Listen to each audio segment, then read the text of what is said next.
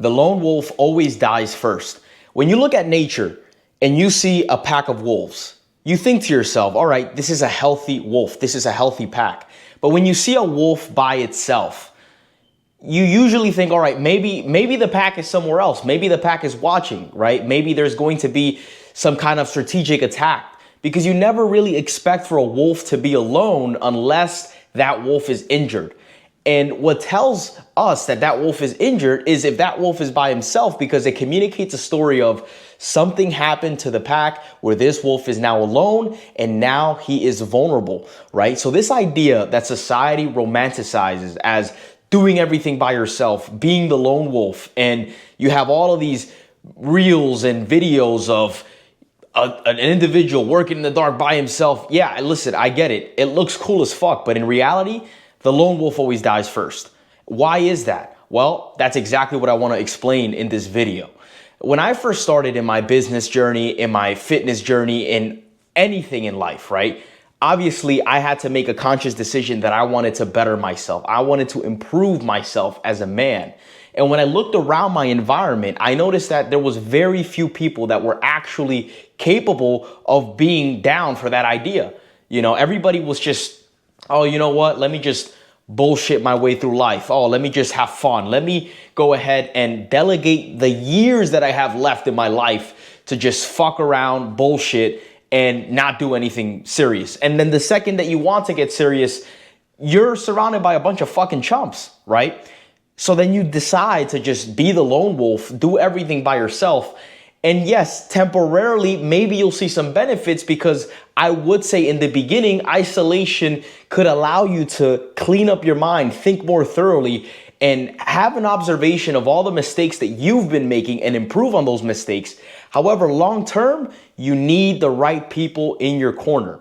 I would not be as successful as I am today, 26 years old, $1 million of real estate that I own, being in perfect shape, boxer, doing all these different things that I'm doing. I wouldn't be in this position in life if I was just surrounding myself with a bunch of losers or doing this by myself.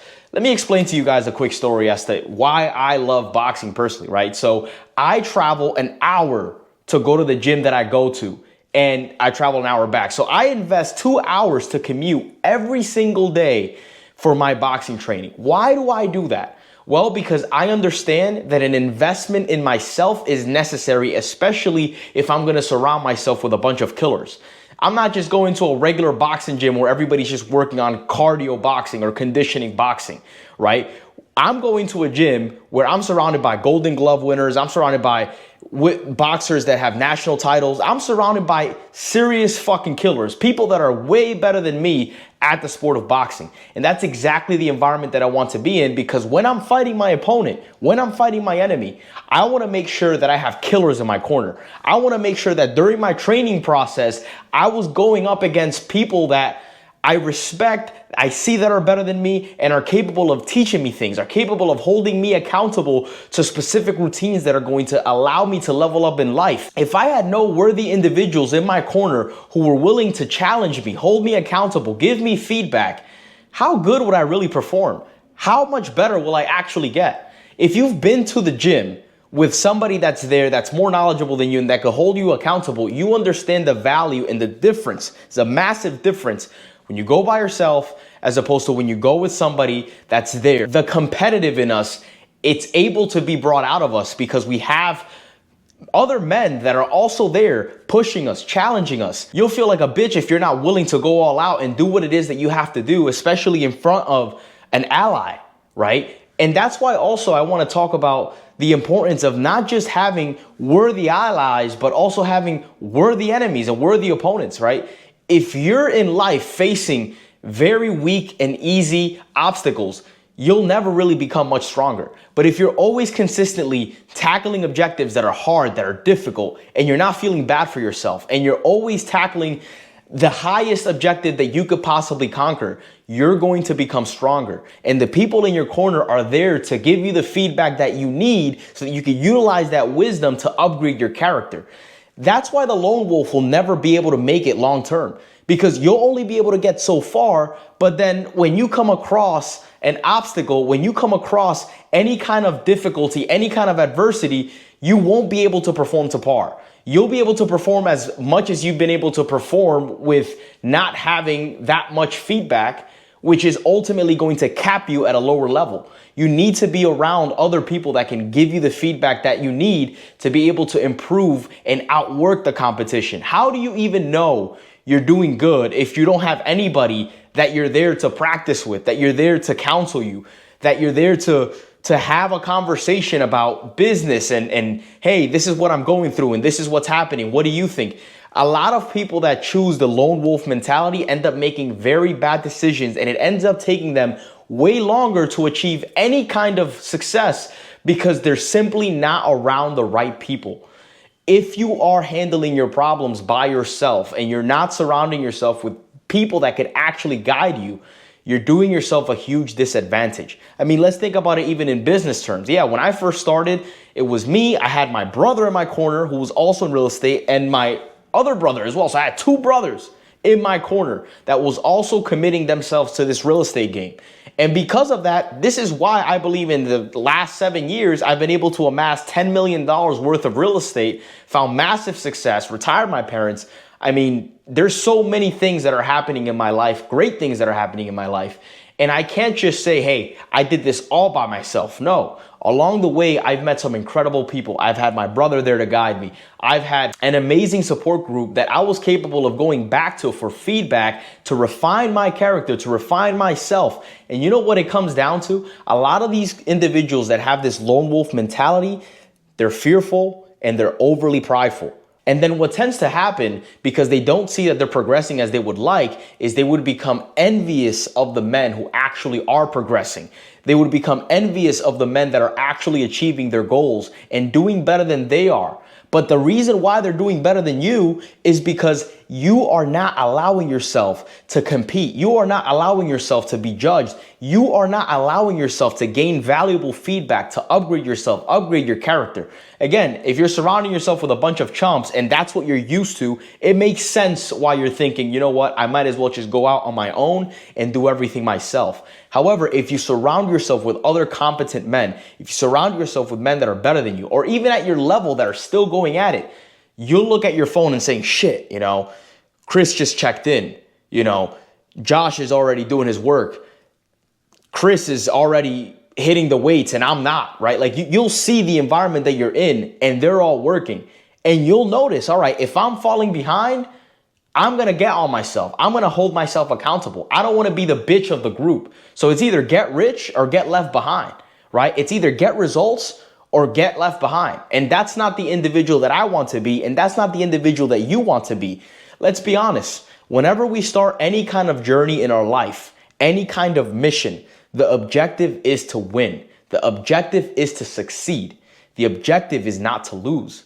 So in order for you to actually be capable of succeeding, it is advantageous for you to have the right people in your corner. It is actually a disadvantage if you only have yourself to depend on, if you only have yourself to hold you accountable.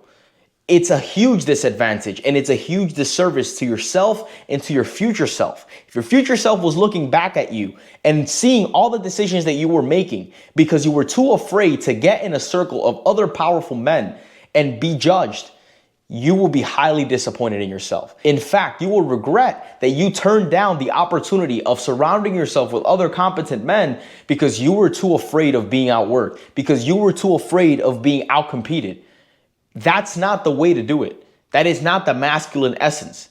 That is not going to get you far in life. It may get you some results, but it's not going to get you the results that you want. The reason why we start on these journeys and the things that we do is because we want to become the best version of ourselves. The only way to accomplish that is by surrounding yourself with killers. There's no fucking shortcuts. There's no other way out. This is the way to do it. Since the beginning of human history, intrinsically in us, we understand that for us to be able to survive, we were able to do it in tribes. No man that went out on his own into the wild was able to survive because we've been historically known to survive in tribes. We've been historically known to build empire in tribes.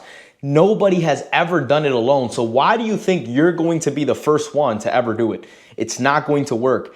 Get that fucking fantasy out of your head and start being more realistic with yourself. Start to understand why you're unable to work with other people. It's a you problem. It's not the world problem. It's a you problem. How can you network better with other men? How can you become more respected and trusted? How could you be a part of something bigger than yourself so that you can reach that objective faster and the right way? Because if you try to do it all by yourself, you're never going to make it. You're never going to reach that point and that goal that you want, because you're always going to be stuck fighting these meaningless battles and handling everything by yourself, while you could use leverage to get further ahead. It works the same way in the business world. It works the same way in the fitness world. It works the same way with relationships. It works the same way with everything across the board. So start doing yourself a service and start getting around the right people. Start working on your skill sets. Maybe you have to improve your communication. Maybe you have to improve the contribution that you're used to contributing to certain individuals so that you can start forming better alliances. There's an issue within you that you need to solve so that you can collaborate with the right people and be able to build bigger. I would rather have a slice of a full watermelon that's still bigger than a full grape. Most people are just stuck on wanting to control everything, wanting to be the center of everything, but it's not about that. It's about accomplishing the mission and building bigger. It's about achieving your purpose, and you're never going to be able to do this by yourself. Solo operators are being outnumbered and are being outworked. This does not mean that you have to be weak, because you could still be independent and still be strong and still be a part of a strong pack that can even amplify your efforts. The idea of being a lone wolf is a fallacy. It may sound cool, but it's a fucking fairy tale. Stop buying it and start rolling with killers that are actually there to support you, support the cause that you're also about, and fucking win. The lone wolf always dies first, and the tribe will always outlast one single man. So if you're done trying to fight this fight by yourself and are willing to tackle life with killers in your corner, fighting head to toe against the same objective, the Built From Pain Network might be the new home for you. If you're ready and you believe that you qualify, click the link below and you might have a good chance of having men like me in your corner ready to stand toe to toe against our common enemy.